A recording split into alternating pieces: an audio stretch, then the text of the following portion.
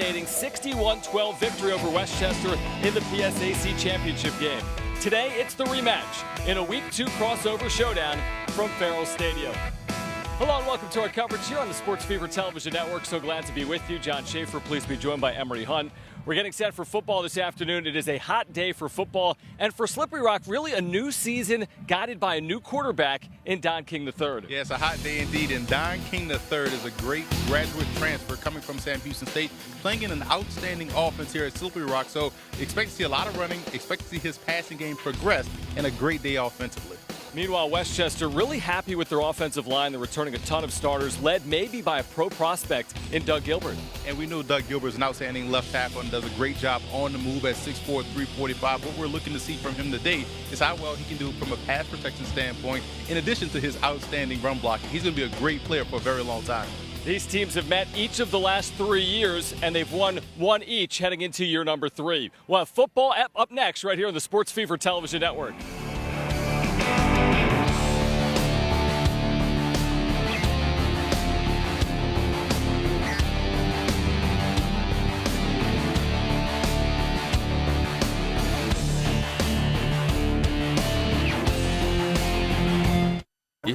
After a small gain down to the 33-yard line, it'll be 3rd and 4 after the hit there in the secondary made by Slippery Rock's Derek Fulmore. And Fulmore did a great job flying up right there and making a good form tackle. That was a nice pop here on 2nd down. Boom, getting them on the ground and living to play another down. Well, remember a year ago, Emory, 61-12, the Rock won this thing. But right now, Westchester driving with a good chance here on their first possession for some points. Elder in the backfield. Now look over to the coaching staff for the play. Again, Durr last week in relief, 11 for 19 passing, 163 yards and a score through the air. He's got plenty of times he throws underneath, and that's complete down to the 30-yard line, but a good tackle was made on the play. After Shannon Mayer made the catch, it was John Conglos that wrapped him up. And that was a great job by Conglos, forcing this to be a 4th and inches. Again, it's all about the little things, and if you're able to wrap up and make basic form tackles, you can stop guys from getting those yards after contact. You see right here, flying up, head around, boom, bringing them to the ground. That's a great job, great form tackle, great technique. Looks like they're going to bring out the sticks here for a measurement because they need to get pretty close to that.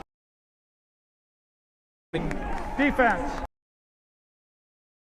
Storylines here when we talk to the coaches. It's Slippery Rock's front four. Can they control the running game? This is one of the best front fours in the nation. And they're going against one of the best offensive lines in the PSAC. So, again, strength versus strength battle. Who wants it more is going to be the test. And you're right. They've not had a lot of success running the football. All their success has come in the passing game, spreading the field. So we'll see if they can continue to win those one-on-one matchups. Brown in the backfield next to Durr, who gets rid of it underneath. He's got a man, and that is caught. And then cutting off field is Mayer, and he is spun down near the 45-yard line. So 6 yards to Mayer, who had 7 catches last week and a touchdown.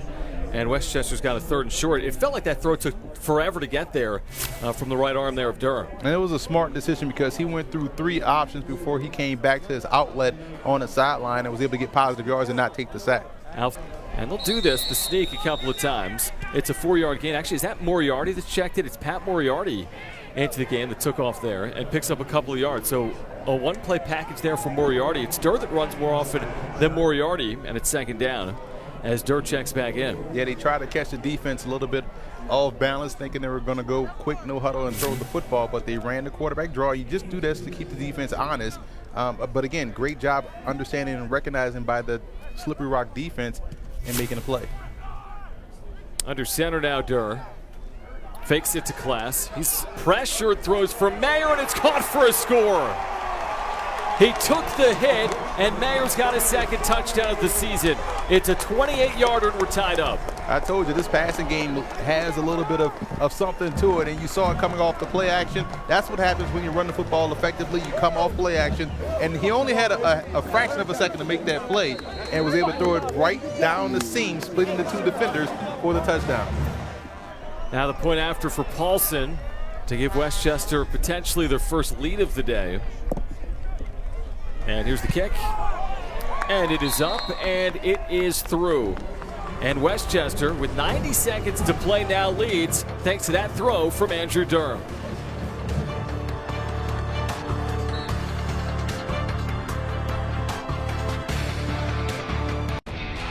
By Carnell Harley.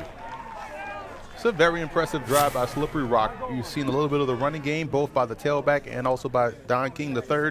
Now the passing game, he's getting into a groove, and this is the best this offense has looked all game long. Dingle back there. First and goal for the Rock, looking to reclaim the lead. King Jr., the fade route has a man in the corner. It's caught for a touchdown. Leroy McLean. And the Rock leads for a second time. A great corner route by McLean and a great dump through, I like to call it, by King. The receiver can get it without breaking stride or having to adjust. And just a great drive overall. Again, a good mix of run, pass, outside, inside, and now the throw on the corner, wide open for the touchdown. Pretty throw, like you said, not a fade route, but really just a crossing pattern in the back of the end zone. And now a 12-7. Good field position. Yeah, Cook is going to ask for some time at receiver. He's catching the football so well. He nearly had one earlier. Right, he could have had 3. Had he come back front side with that interception return, he may still be running, had a convoy in the wall set up to the near side of the field. But good job drifting back. Nice trap coverage right there by Slippery Rock. It looked as if the play was open, but he drifted back in his zone to influence the bad decision. Got the bad decision, got the interception, and what a great start right here at the 45-yard line for the Slippery Rock Pride. They fake the pitch and throw single coverage downfield, and it's incomplete. He was looking for Harley, who got turned around.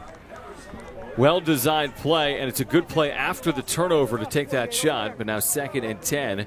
He's looking again for Harley. It was Shaq James out there on the island in single coverage.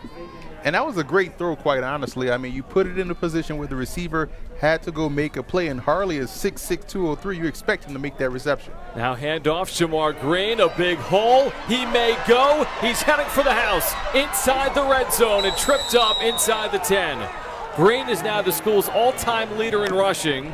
Ted Patton brought him down from behind. It might be a horse collar, resulting in a penalty against the Golden Rams. And what a way to break the record on that run. He nearly got into the end zone, but again, that's the result of running outside left and right like they did on 2 series ago, and now you opened up the middle of the field. Green was able to burst through it and nearly scored a touchdown. Horse collar tackle on the defense. Half the distance to the goal, first down. So that huge gainer by Green, he had just 5 carries for 3 yards before this, and he takes it inside the 10. There's a good look at the horse collar. And Shamar Green has passed Stan Kennedy for the Rock's all-time rushing leader at over 3,900 yards. Dingle is now back there out of this pistol formation, and it is Dingle hitting the backfield and dropped for a loss. A number of players are there, including Kyam Smith, who's had himself a half year for the Golden Rams on that defensive end position. Yeah, the entire city of Westchester was right there on that tackle, like stopping him for no gain on that carry. Well, that play for Green went for 46 yards. 2nd down. King III drops back, throws back, end zone for Scales, but he overthrew him out of bounds. And it's going to be 3rd down. This is a big spot for Westchester. They try to get a stop and keep it a 1-score game potentially. Nydia Rouse is back there in the secondary on the play. And they have to be alert for the mobile quarterback on this play, this particular 3rd down, because, again, that's the one element you can't prepare for. Good job right here by King. No one is open. It's like the catch. Throw it to where no one can catch it. If he makes it, great catch. If not, it's going out of bounds. 3rd and goal. Dingle off to the right of King. He's got plenty of time. Looks over the middle. It is incomplete. Through high for Millie Ray.